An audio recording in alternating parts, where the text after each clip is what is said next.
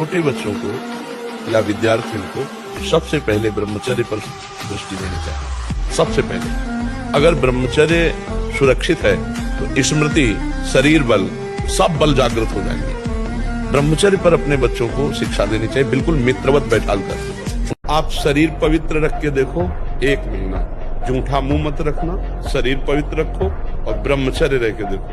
1 महीने में आपको ऐसा लगेगा आप देवता है। 1 महीने में लगने लगेगा, एक मतलब दिव्यता आने लगेगी।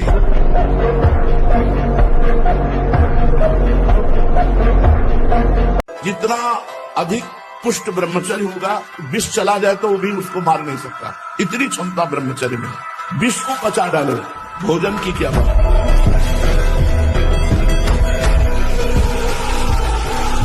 सब ठीक हो जाएगा। 3 बातें पकड़ लो, ब्रह्मचर्य, नाम जप, वाणी आपका पवित्र, नेत्र पवित्र। वाणी पवित्र करना है तो झूठ मत बोलो, नेत्र पवित्र करना, मोबाइल में गंदी रील मत देखो, कान को पवित्र रखो, मन को पवित्र रखो, वो कुछ भी कर सकता है। अच्छा, हनुमान जी में बल कितना है? बल की मत पूछो। 10,000 हाथियों बराबर जिसमें बल हो तो उसको कहते थे दिग्गज। एक दिग्गज 10,000 दिग्गजों बराबर जिसमें बल हो, इतना बल किसमें है? बोले ऐरावत हाथी ने, इंद्र का जो था। 10,000 ऐरावत हाथियों बराबर जिसमें बल होता था वो बनता था इंद्र।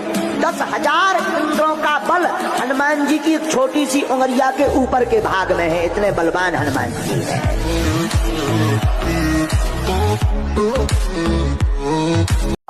आप शरीर पवित्र रख के देखो 1 महीना, जूठा मुंह मत रखना, शरीर पवित्र रखो और ब्रह्मचर्य रह के देखो।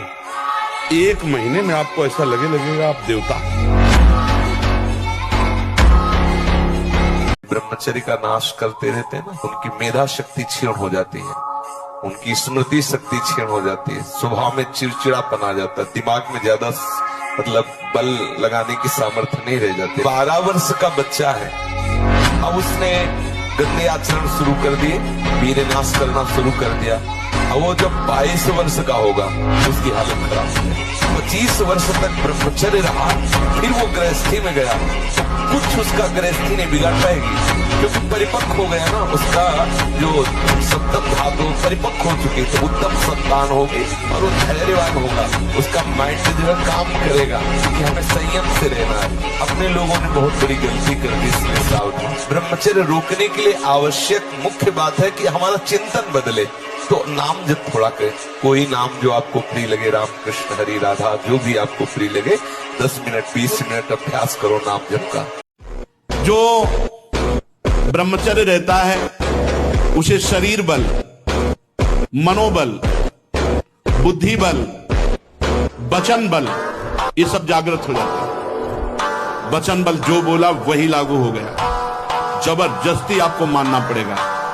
और मनोबल जो संकल्प किया अंदर वही बाहर क्रिया प्रारंभ हो गई, वही दिखाई देने लगा। देह बल, रात दिन मेहनत करो फिर भी थकान नहीं।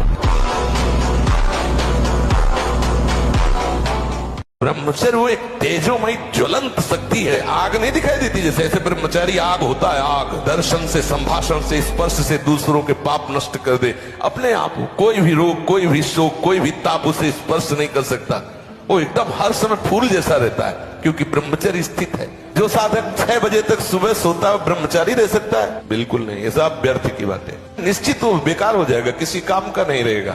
जो साधक है 2 बजे और 3 बजे के बीच में हर साधक को उठ जाना चाहिए। ज्यादा भाई तुम बहुत रात्रि में विलंब से सोते हो तो 4 बजे तक उठे। अगर साधु आसन में नहीं बैठता, साधु व्यायाम प्राणायाम नहीं करता, साधु अपने शरीर को थकाता नहीं है, तो ब्रह्मचर्य नहीं रह सकता पक्का। और उस शरीर को 2-4 घंटे तो इतना श्रम होना चाहिए कि वो एकदम फैल जाए, इतना श्रम होना ही चाहिए ब्रह्मचर्य पचाने के लिए।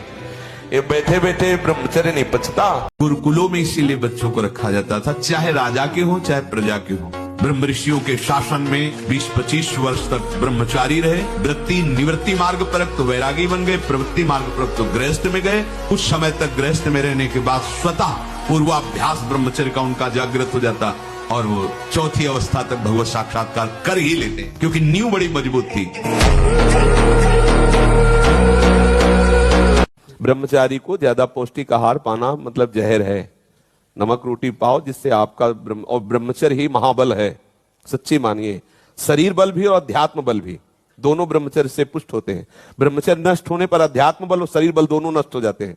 देखो आप जिस दिन ब्रह्मचर्य आपका क्षीण हो, देखो आपका उत्साह नष्ट हो जाएगा साधन भजन में। और महीना 2 महीना 4 महीना आप ब्रह्मचर्य के देखो, आप में एक बिजली आ जाएगी, आसन में बैठने का, दौड़ने का, भागने का एक उत्साह जागृत हो। ब्रह्मचर्य बहुत अमृत है, पर संसारी जी इस बात को समझते नहीं हैं। बोले अगर सब ब्रह्मचारी रहेंगे तो फिर सृष्टि कैसे चलेगी? ऐसे ही मतलब सृष्टि इन्हीं से चल रही, ब्रह्मा के बाद दूसरे ब्रह्मा यही हैं। ऐसे नहीं, ब्रह्मचर्य रहो और सृष्टि संचालन के लिए आप सहवास करो, फिर देखो कैसे सृष्टि चलती है। कोई फर्क नहीं पड़ने वाला। आप ब्रह्मचर्य रहिए और समय पे आप देखिए तो आपकी संतान भी बलवान होगी और कोई फर्क आप में नहीं पड़ेगा। परिपक्व फसल है। अब यहां अभी गेहूं की बाली भी नहीं बन पाई है और कैसे है वो भूसा भी नहीं सही हो पा रहा है।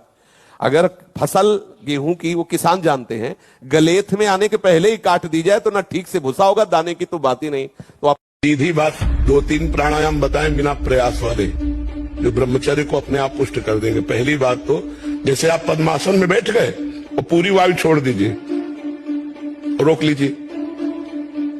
अब एकदम प्राणवायु खींचेगी तो एकदम खींच लीजिए और फिर छोड़ दीजिए, फिर रोक लीजिए। उस समय नाम जप कीजिए या मंत्र जप कीजिए। तो ये हुआ बाह्य कुंभक। और एक आंतरिक कुंभ, खींच लिया और बंद कर दिया।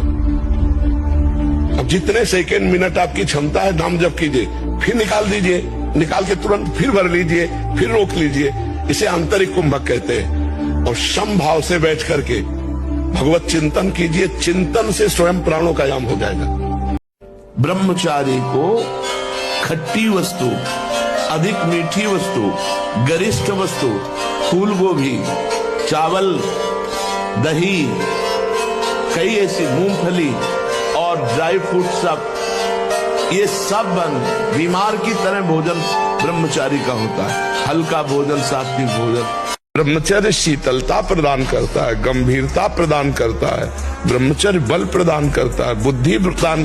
ब्रह्मचर्य से लाभ ही लाभ है, एक भी हानि नहीं है।